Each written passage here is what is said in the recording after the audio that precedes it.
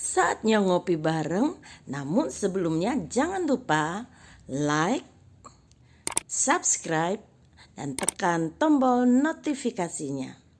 Serta bagikan kepada yang lain.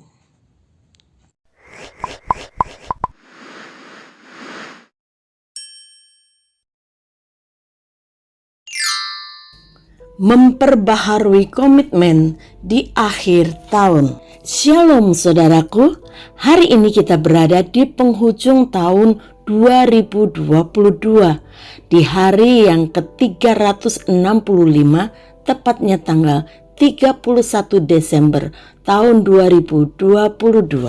Telah menjadi sebuah kebiasaan di negeri kita, bahkan di negara-negara lain, orang-orang akan berkumpul di penghujung tahun untuk menyambut momen ini. Mereka meramaikan suasana dengan trompet, dengan kembang api, dengan musik-musik, mengadakan pesta barbeque, bakar jagung, bakar ikan, dan kumpul dengan keluarga. Hal-hal tersebut tidaklah salah, tetapi alangkah baiknya setiap keluarga Kristen membangun sebuah tradisi yang baik di dalam keluarganya untuk mengakhiri tahun ini dan memulai tahun yang baru. Bersama dengan keluarga, sepanjang tahun 2022 kita telah melewati banyak hal dalam suka dan duka bersama. Dan kalau sampai hari ini kita masih ada dan mampu tegak berdiri, kita tahu bahwa semua bukan kebetulan, bukan juga karena kuat dan gagah kita, tetapi karena Tuhan yang selalu menolong dan membimbing keluarga kita. Karena itu, kita dapat membawa keluarga kita untuk mengucap syukur kepada Tuhan bersama-sama. Ketika menemukan ada kegagalan, ada doa-doa yang belum terjawab sepanjang tahun ini, maka ini adalah saat yang tepat juga untuk kita mengintrospeksi diri kita bersama dengan keluarga. Mungkin keputusan-keputusan yang kita ambil adalah keputusan-keputusan yang salah, yang tidak sesuai dengan kehendak Tuhan. Bersama dengan keluarga, ayah, ibu, dan anak-anak membuat sebuah keputusan memperbaharui komitmen di akhir tahun untuk tahun yang lebih baik di depan. Yosua tahu pentingnya sebuah komitmen yang baru untuk kehidupan yang lebih baik. Karena itu, Yosua mengajak bangsa Israel untuk melakukan pembaruan perjanjian di Sikem. Dalam kitab Yosua pasal yang ke-24, ayat yang pertama sampai ayat yang ke-28. Kemudian Yosua mengumpulkan semua suku orang Israel di Sikem. Dipanggilnya para tua-tua orang Israel, para kepalanya, para hakimnya, dan para pengatur pasukannya. Lalu mereka berdiri di hadapan Elohim. Berkatalah Yosua kepada seluruh bangsa itu, "Beginilah firman Yahweh Elohim Israel. Dahulu kala di seberang sungai Efrat, disitulah diam nenek moyangmu, yakni Terah, ayah Abraham dan ayah Nahor, dan mereka beribadah kepada Allah lain. Tetapi aku mengambil Abraham bapamu itu dari seberang sungai Efrat dan menyuruh dia menjelajahi seluruh tanah Kanaan.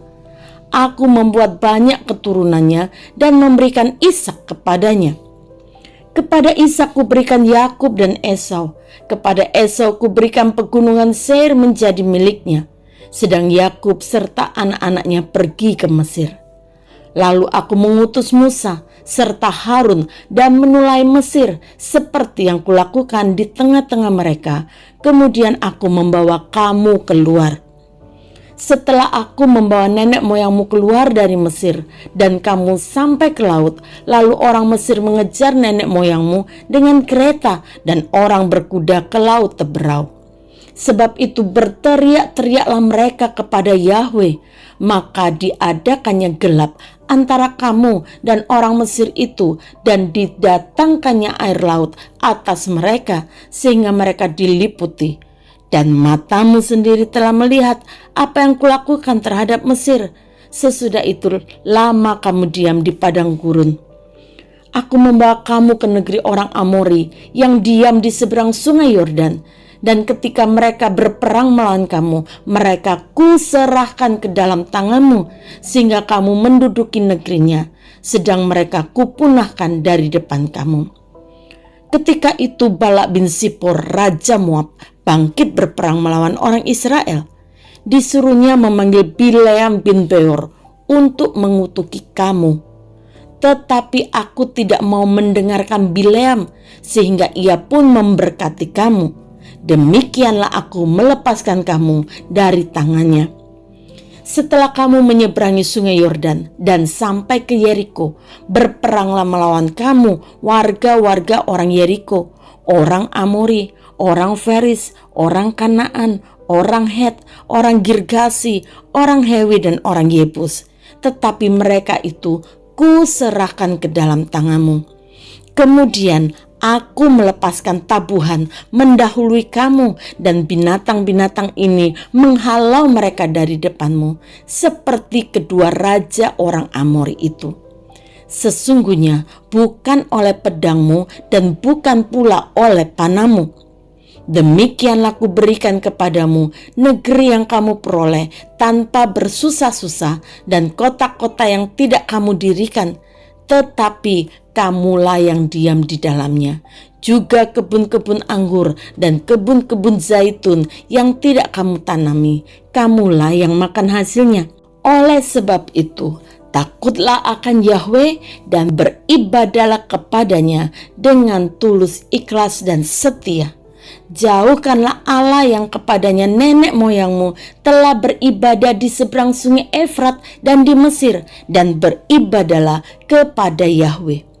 Tetapi jika kamu anggap tidak baik untuk beribadah kepada Yahweh, pilihlah pada hari ini kepada siapa kamu akan beribadah.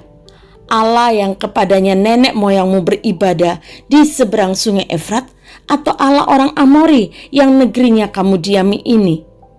Tetapi aku dan seisi rumahku, kami akan beribadah kepada Yahweh. Lalu bangsa itu menjawab, jauhlah daripada kami meninggalkan Yahweh untuk beribadah kepada Allah lain. Sebab Yahweh Elohim kita, Dialah yang telah menuntun kita dan nenek moyang kita dari tanah Mesir, dari rumah perbudakan, dan yang telah melakukan tanda-tanda mujizat yang besar ini di depan mata kita sendiri, dan yang telah melindungi kita sepanjang jalan yang kita tempuh dan di antara semua bangsa yang kita lalui. Yahweh menghalau semua bangsa dan orang Amori, penduduk negeri ini, dari depan kita. Kami pun akan beribadah kepada Yahweh, sebab Dialah Elohim kita.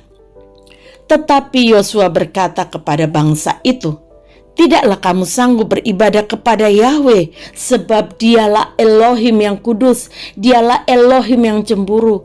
Ia tidak akan mengampuni kesalahan dan dosamu apabila kamu meninggalkan Yahweh dan beribadah kepada Allah asing. Maka Ia akan berbalik daripadamu dan melakukan yang tidak baik kepada kamu, serta membinasakan kamu setelah Ia melakukan yang baik kepada kamu dahulu. Tetapi bangsa itu berkata kepada Yosua, tidak, hanya kepada Yahweh saja kami akan beribadah. Kemudian berkatalah Yosua kepada bangsa itu, kamulah saksi terhadap kamu sendiri bahwa kamu telah memilih Yahweh untuk beribadah kepadanya. Jawab mereka, kamilah saksi. Ia berkata, maka sekarang jauhkanlah Allah asing yang ada di tengah-tengah kamu, dan condongkanlah hatimu kepada Yahweh Elohim Israel. Lalu jawab bangsa itu kepada Yosua, kepada Yahweh Elohim kita kami akan beribadah, dan firman-Nya akan kami dengar. Pada hari itu juga Yosua mengikat perjanjian dengan bangsa itu dan membuat ketetapan dan peraturan bagi mereka di Sikem.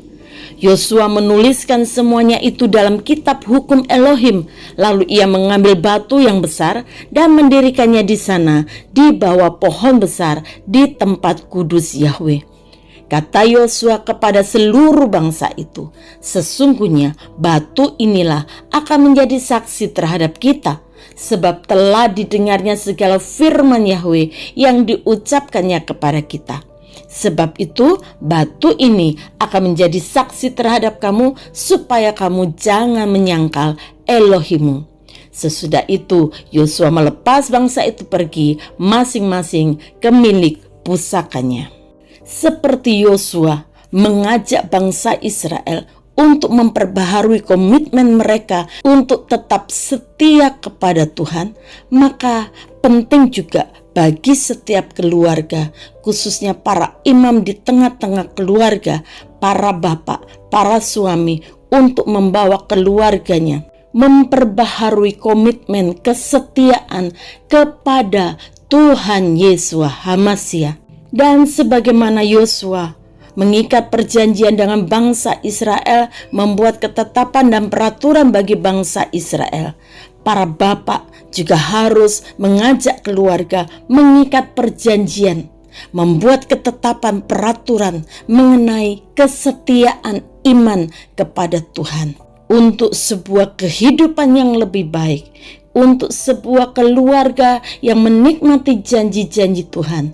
Maka penting bagi kita untuk membuat pembaharuan komitmen di hadapan Tuhan sebagai langkah awal kita untuk memasuki tahun yang baru dengan komitmen yang telah diperbaharui di hadapannya, untuk tetap setia mengasihi Tuhan, berpegang teguh di dalam iman, percaya, dan kasih kita kepada Tuhan sampai Tuhan Yesus datang yang kedua kali menjemput kita semua. Bapa, kami bersyukur kepadamu. Sepanjang tahun 2022, kami boleh merasakan bagaimana tangan kasih Tuhan senantiasa menjaga, memelihara, melindungi, menolong kami dalam setiap langkah kehidupan kami. Kalaupun kami harus menghadapi kegagalan, kalaupun kami harus mengalami keterpurukan, kami tahu kalau Tuhan izinkan semua untuk mendatangkan kebaikan bagi kehidupan kami, supaya kami tidak salah di dalam mengambil keputusan-keputusan. Hari ini Tuhan, di akhir tahun 2022, kami mau memperbaiki komitmen kami di hadapan Tuhan.